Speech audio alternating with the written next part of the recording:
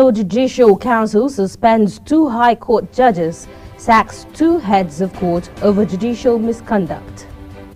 In business, National Bureau to 33.88% in October. On the foreign scene, U.S. President-elect Donald Trump meets Argentina's Javier Milei ahead of conservative summit. And in sport, Brazilian forward Gabriel Martinelli hails Ibrahima Konate and Kylie Walker as toughest defenders. Hello and welcome to our viewers in Nigeria and around the world to News Express and Global Television, coming to you live from the nation's capital, Abuja. I am Amina Jibril. A quick reminder that Global Television is on DSTV channel 365 and free to air on Nigecomsat. The funeral service for the late Chief of Army Staff, Lieutenant General Taoreed Lagbaja, has ended at the National Christian Center in Abuja. The remains of the late Army Chief arrived at the church in a military motorcade and was ushered in by the military pipe band and horsemen. The First Lady, Senator Oluremi Tinubu, and other top government functionaries, including the Minister of the Federal Capital Territory, Nyesom Wike, were in attendance at the event. Also in attendance were the Chief of Defense Staff, General Christopher Musa, and other service chiefs, as well as officers and men of the Armed Forces of Nigeria. In her remarks, the First Lady said that Nigeria would continue to celebrate Lagbaja for being an exemplified man. Lagbaja, who was appointed by the President on June 19, 2023, with other service chiefs, died on November 5, 2024. The National Judicial Council, NJC, chaired by the Chief Justice of Nigeria, Honorable Justice Kudirat Kekere-Ekun, found 2 heads of court guilty of age falsification. The council took decisive action against judicial misconduct, recommending the compulsory retirement of 2 heads of court, suspended justices of the Anambra and Rivers State High Court from performing judicial functions, and imposed sanctions on several other judicial officers. Justice G.C. Aguma and Justice A.O. Nwabunike were both suspended for the period of 1 year without pay and placed on watch list for 2 years thereafter. Meanwhile, the Chief Judge of Imo State, Justice Chukwuemeka Chikeka, and the Grand Kadi of Yobe State, Honorable Kadi Babagana Mahdi, had in their bid to remain on the bench falsified their age. According to a statement by the Deputy Director of Information of NJC, Kemi Babalola Ogedengbe, said these decisions were taken at the 107th meeting of the NJC held on November 13th and 14th, 2024. And the Supreme Court has dismissed the suit instituted by 16 states of the Federation against the Attorney General of the Federation, challenging the constitutionality of the law that established the Economic and Financial Crimes Commission, EFCC, and 2 other anti-corruption agencies. The 7-man panel of justices led by Justice Uwani Abba Aji, in a unanimous decision, dismissed the suit for lacking in merit. Justice Abba Aji held that the states were completely wrong in holding that EFCC, established by an act of the National Assembly, was an illegal and unlawful body, and thereby ruled that the EFCC Act, which is not a treaty but a convention, does not need the ratification of the Houses of Assembly. The other agencies are the Independent Corrupt Practices and Other Related Offences Commission, ICPC, and the Nigerian Financial Intelligence Unit, NFIU. The suit, instituted by Attorneys General of 16 states, had sought the scrapping of the Anti-Graft Agency, in which the court had earlier dismissed all objections of the federal government to the suit. Justice Abba Aji said the plaintiff's case was against the Attorney General of the Federation and not any of the agencies mentioned. Hence, the Supreme Court has jurisdiction to determine it.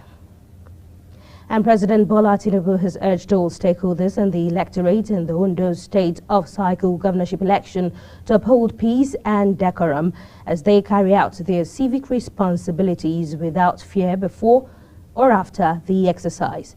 President Tinubu, in a statement issued by his special advisor on information and strategy, Bayo Onanuga, said he expects a democratic process in the state that will genuinely reflect the people's will and power to freely choose their leaders. He commended the Independent National Electoral Commission (INEC) for its diligent preparations for the election, particularly its timely distribution of sensitive materials across all 18 local government areas in the state. And ahead of the governorship election scheduled for Saturday in Ondo State, the Chief of Defense Staff, General Christopher Musa, has assured the electorate that enough security personnel have been deployed to ensure a peaceful and credible election. General Musa, who was in the state to boost the morale of the security teams deployed for the election by the directive of President Bola Tinubu, reassured that all security agencies would work together. He urged heads of security agencies, including the NSCDC, Immigration, FRSC, and the police, to ensure their personnel maintain professionalism throughout the election. While providing an update on the military's role, the Director of Defense Media Operations, Major General Edward Buba, emphasized that the armed forces would work closely with the police to guarantee a peaceful election. Meanwhile, the Yoruba Youth Council (YYC) has kicked against the calls for the removal of the national chairman of the Independent National Electoral Commission (INEC), Professor Mahmood Yakubu. The YYC, in a statement by its president, Eric Oluwole, stated that the timing of these calls, emerging just days before the governorship election in Ondo State, raises concerns about possible political motives, stressing that such calls are real motivated and baseless. While reacting to the hashtag Yakubu must go trending on X, Oluwole noted that the council condemns in strong terms the recent calls as it is against Nigeria's national interest. And the Nigerian police force has identified and detained officers allegedly involved in the extortion of 2.3 million naira from one Nwosu Ndubisi. This was disclosed in a statement by the Zone 7 Police Command's Police Public Relations Officer, DSP MB Abdul Qadir, on X. Abdul Qadir noted that the 2.3 million naira has been recovered and returned to the victim after investigations were conducted and disciplinary proceedings.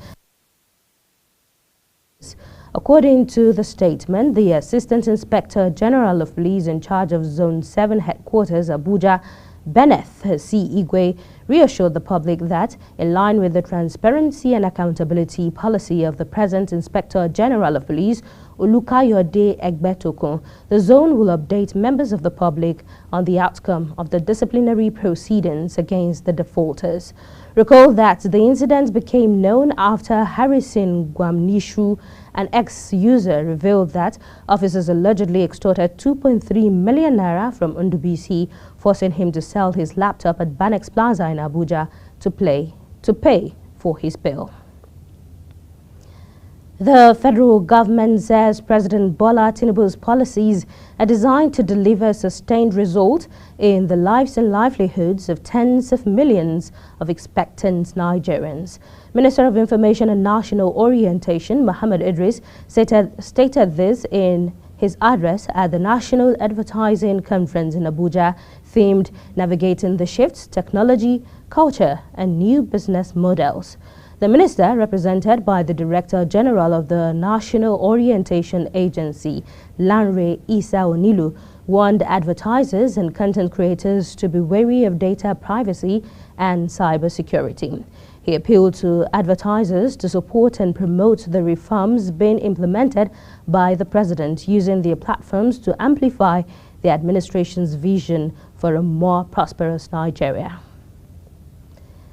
And the Nigerian Navy of the Oguta Naval Base has brought healthcare services to Osu Obodo community in Oguta local government area of Imo State. Global TV Imo State correspondent Amarachi Ibe has more.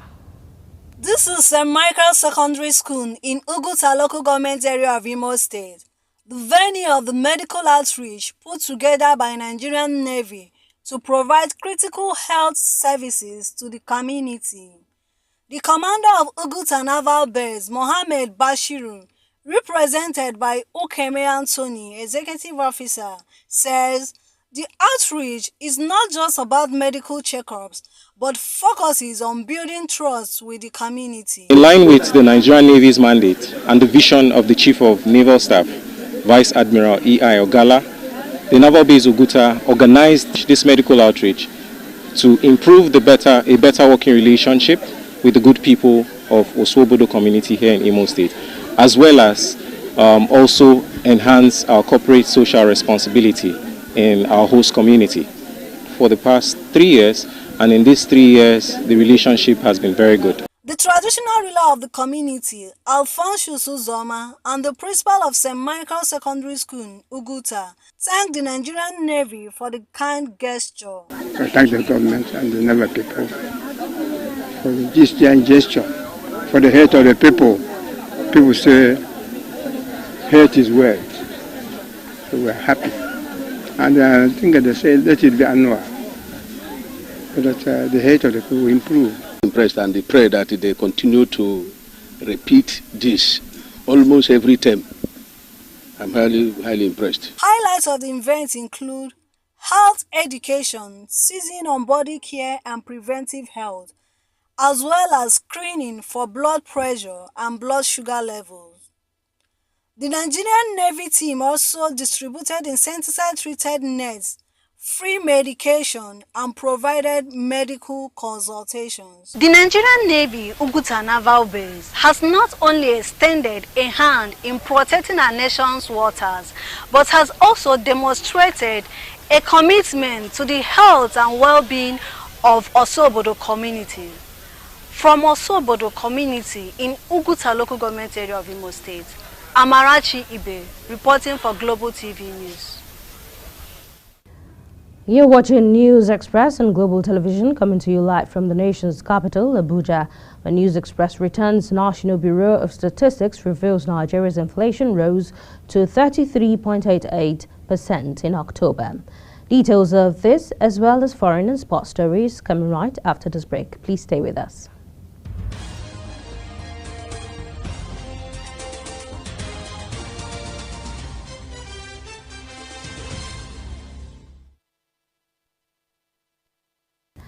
Welcome back, and now on business news.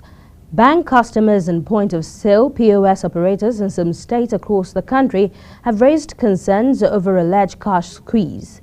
This is coming as citizens in Bauchi, Borno, Kaduna, Kano, Kebbi, Taraba, as well as some satellite towns of the Federal Capital Territory, FCT, try to meet their increasing demands for notes, especially as the Yuletide shopping begins. The scarcity, which has reportedly lasted over a week in these states, come amidst data from the Central Bank of Nigeria, CBN, which revealed that the total currency in circulation has reached 4.14 trillion naira, with 3.87 trillion naira of this amount currently outside the banking system. The recent CBN data indicates that 93.34% of the nation's currency is in the hands of individuals and businesses, while only 6.66% remains within the banking sector. The presidency says the Nigeria's deep water oil projects now deliver competitive returns, and the country has moved from bottom quartile of 13 indexed countries to top 3. Special Advisor to President Bola Tinubu on Energy, Oluwasegun, disclosed this in a keynote address at an executive session of the Energy Institute and the National Association of Petroleum Explorationists. Oluwasegun noted that in deep-water gas, Nigeria has moved from a total absence of a fiscal framework to having one for the first time in history, adding that the feats were attained by major oil and gas sector reforms by the President Bola Tinubu's administration aimed at improving fiscal attractiveness and ease of doing business. The National Bureau of Statistics (NBS) reveals that Nigeria's inflation rate surged to 33.88% in October 2024, up from 32.70% in September. According to the Consumer Product Index report released by the National Bureau of Statistics, the inflation soared by 1.18% from 32.70% recorded in September 2024. This movement indicated a 1.18% points increase month-on-month, and on a year-on-year basis, the headline inflation rate was 6.55% points higher than the rate recorded in October 2023, which was 27.33%. And now moving on to the foreign scene, the Palestinian government has commended President Bola Ahmed Tinubu's support and called on other world leaders to ensure concerted effort to end the war in Gaza. The Palestinian envoy to Nigeria, Abdullah Abu Shawesh, made this remark at a media interactive session with media professionals in the Federal Capital Territory, Abuja. Anthony Momodu reports from the Palestinian Embassy in the Federal Capital Territory, Abuja. The Palestinian ambassador, Abdullah Abu Shawesh, says the call by one of Africa's most respected leaders was a strong indication of Africa's backing to end the carnage in Gaza and the Middle East. He described such a call as an indication of support from the African continent. He declared it a few days ago in the Arab Islamic Summit in Saudi Arabia. It came from the important and the heavy political weight of Nigeria itself. Nigeria have and had and have, of course, a very heavy political weight all around the world. And once the top official of Nigeria to say something like this, all the world, of course, will take it into consideration, especially the African continent. They will. We know that many of African country is taking Nigeria as one of the leaders of their political moves. Abdullah said despite the call by the acting United Nations Under-Secretary General for Humanitarian Affairs, Joyce Musia, for the United Nations Security Council to act fast to end the carnage, the United States remains the clog in the wheel of achieving peace in Gaza via its abuse of its veto power. The Security Council, or are the Security Council member able to move or to take any step forward to put an end to this carnage? Yes, if and only if the United States of America remove its hand and stop using the veto. And unfortunately, during the last 13 months, we all witness how many times did the United States of America use the veto power. In the coming months, the occupied West Bank will be in the eye of the storm. Israel intends to extend its sovereignty over it, believing that the upcoming U.S. administration will support this move. Anthony Momodu reporting for Global Television. U.S. President Donald Trump says it is an honor to meet Argentina's President Javier Milei in Florida ahead of a conservative investment summit. The right-wing leader is the first foreign leader to meet Donald Trump since his U.S. presidential election victory on 5th November. At a gala at Trump's Mar-a-Lago resort, Milei congratulated the president-elect and said it proved that the forces of heaven were on his side. Milei is expected to attend the Conservative Political Action Conference CPAC Investor Summit.